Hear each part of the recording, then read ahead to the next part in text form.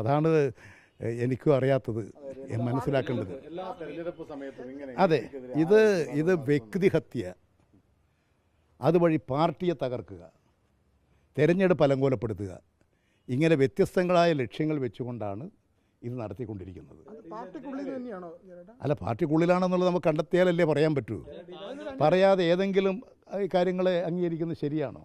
എനിക്ക് വസ്തുതാപരമായി എല്ലാ കാര്യങ്ങളും ശരിയാണെന്ന് തോന്നിയാലേ ഞാൻ കാര്യങ്ങൾ പറയൂ. തീർച്ചയായും അതാണ് പോലീസോട് ഇപ്പം പറഞ്ഞിട്ടുള്ളത്. ഇത് നമുക്ക് അന്വേഷിച്ചാൽ കിട്ടുന്നതിനേക്കാളും പോലീസ് അന്വേഷണത്തിലൂടെ കാര്യങ്ങൾ കണ്ടെത്താൻ സാധിക്കും. അതുകൊണ്ട് പോലീസ് അന്വേഷിക്കണമെന്നാണ്. കാലത്ത് നോക്കൂ, CPM-ൽ ഓരോ വിവാദങ്ങൾ ഉണ്ടാകുമ്പോൾ അതിനൊരറ്റത്ത് EP ജയരാജനാണ്, EPയുടെ പേരാണ് അതിനകത്ത് കൂട്ടിച്ചേർക്കപ്പെടുന്നത്.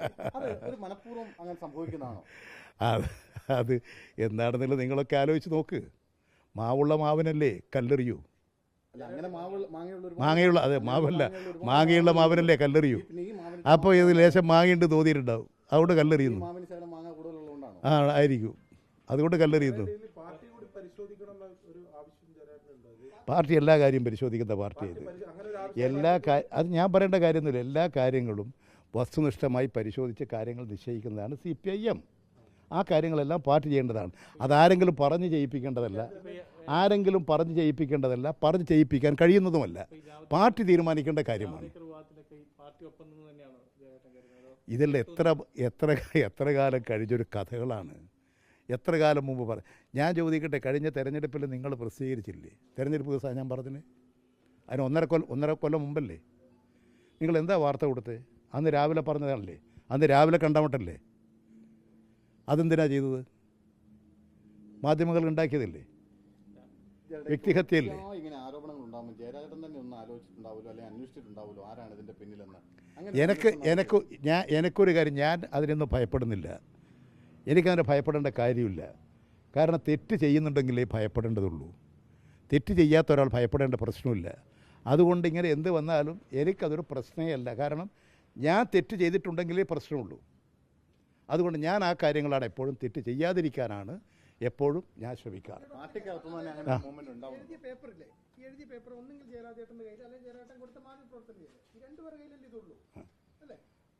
അല്ല, വേറെ ആർക്കുണ്ടോ?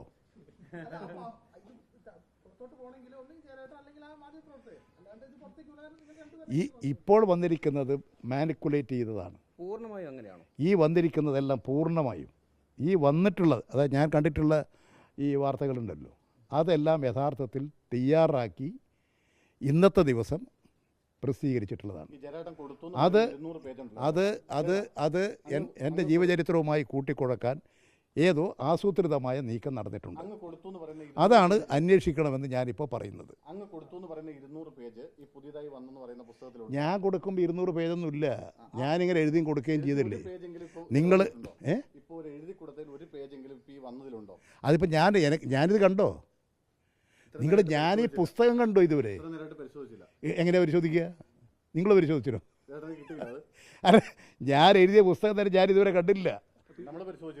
ഞാനിങ്ങനെ എഴുതിയേ കൊടുക്കുകയും അത് പിന്നെ ഇതൊക്കെ നിങ്ങളൊരു പുസ്തകം എഴുതുന്നവരല്ലേ നിങ്ങൾ പലരും? എങ്ങനെയാണ് ചെയ്യുക? എഴുതി പിന്നെ എത്രയോ വട്ടം വായിച്ച് നോക്കി പലതരത്തിലുള്ള മാറ്റങ്ങളും ഭാഷാശുദ്ധിയും ഒക്കെ വരുത്തിയിട്ടില്ലേ? അതിൽ കുറച്ച് സമയമെടുത്ത് പ്രോസസ്സ് ചെയ്ത് വരുന്നതാണ്. അതുതന്നെയാണ് ഇവിടെയും നടക്കുന്നത്. ഇത് ഞാൻ ഒരാളെയും ചുമതലപ്പെടുത്തിയിട്ടില്ല. ഞാനിങ്ങനെ ഒരു പുസ്തക പ്രകാശനത്തിന് തീയതി നിശ്ചയിച്ചിട്ടുമില്ല. എൻ്റെ പുസ്തകം പ്രകാശനം ചെയ്യാനും പ്രസിദ്ധീകരിക്കാനും ഒന്നും DC ബുക്സിനെ ഞാൻ ചുമതലപ്പെടുത്തിയിട്ടില്ല. അങ്ങനെയുള്ളൊരു തെറ്റായ കൃത്യം നടന്നാൽ നിങ്ങൾ അതിനെയല്ലേ വിമർശിക്കേണ്ടത്? അതായത് സംസ്ഥാനത്ത് 3 ഉപതെരഞ്ഞെടുപ്പുകൾ നടക്കുന്ന പശ്ചാത്തലത്തിലാണ് ഞാൻ ഈ തുറന്നെഴുത്തുള്ളത്. അത് ഒരുപക്ഷെ വിവാദമായേക്കാം. പക്ഷേ ഈ തെരഞ്ഞെടുപ്പിന് ഞാൻ എഴുതിയതല്ല അത്. അപ്പോൾ എഴുതുന്നവർക്ക് കുറച്ച് ബുദ്ധിയുണ്ടെന്ന് കണക്കായിക്കോ. ഈ മാനിക്കുലേറ്റ് ചെയ്യുന്നവർ ബുദ്ധിയില്ലാത്ത വിഡ്ഢികളാണ് ധരിക്കരുത്. അവർക്കൊരു ഉദ്ദേശമുണ്ട്. അതിൻ്റെ അടിസ്ഥാനത്തിൽ അവർ വാക്കുകളും ഒക്കെ ചേർത്തുകൊണ്ടായിരിക്കും എന്നാണ് എൻ്റെ നിഗമനം. അല്ല, പാർട്ടിക്കുള്ള ഗൂഢാലോചന ഞാൻ പറഞ്ഞില്ലല്ലോ. ഞാൻ പറഞ്ഞില്ലല്ലോ. നിങ്ങൾക്ക് ഇങ്ങനെ ചില കാര്യങ്ങൾ കുസൃതി ചോദ്യങ്ങൾ ചോദിക്കണം. ഞാനിപ്പോൾ പറയണ നിങ്ങൾ ചിന്തിക്കുക. ഞാൻ അധികാരപ്പെടുത്താത്ത ഒരു കാര്യം, ഞാൻ പ്രസാധകനായിട്ടുള്ള, ഞാൻ എഴുതിയിട്ടുള്ളൊരു പുസ്തകം പ്രകാശനം ചെയ്യുന്നത് പോലും ഞാൻ അറിയില്ല എന്ന് പറഞ്ഞാലോ? അതല്ലേ ഗുരുതരമായ തെറ്റ്. ആ ഗുരുതരമായ തെറ്റുണ്ടായതിനെക്കുറിച്ചല്ലേ ആലോചിക്കേണ്ടത്. ആ ഗുരുതരമായ തെറ്റ് ചെയ്യാൻ ഒരു ഇലക്ഷൻ ദിവസം കണ്ടെത്തി, അതിനനുസരിച്ച് വാർത്തകൾ ഉണ്ടാക്കി, അതിനനുസരിച്ച് പുസ്തകത്തിൻ്റെ പേജുകൾ ഉണ്ടാക്കി അങ്ങ് പ്രഖ്യാപിക്കില്ലേ? അപ്പോൾ അത് സംബന്ധിച്ചിട്ടാണ് സമഗ്രമായ അന്വേഷണം വേണം എന്ന് ഞാൻ പറയുന്നത്.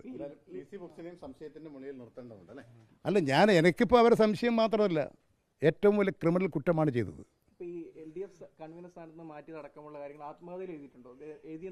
എന്നെ മാറ്റിയെന്ന് നിങ്ങളോട് ആരാ പറഞ്ഞത്?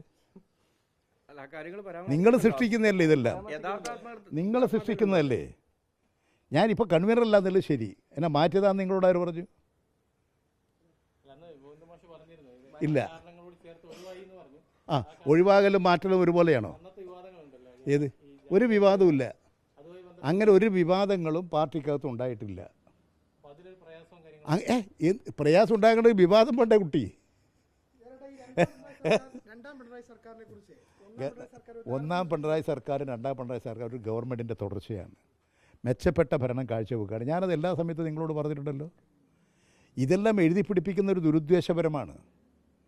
അങ്ങനെ എഴുതി പിടിപ്പിച്ചത് എൻ്റെ പേരിൽ എഴുതി പിടിപ്പിച്ച് തയ്യാറാക്കി നടത്തിക്കൊണ്ടിരിക്കുന്ന ഒരു ആസൂത്രിതമായ ഗൂഢാലോചനയാണിത്. അതാണ് പരിശോധിച്ച് കണ്ടെത്തേണ്ടത്.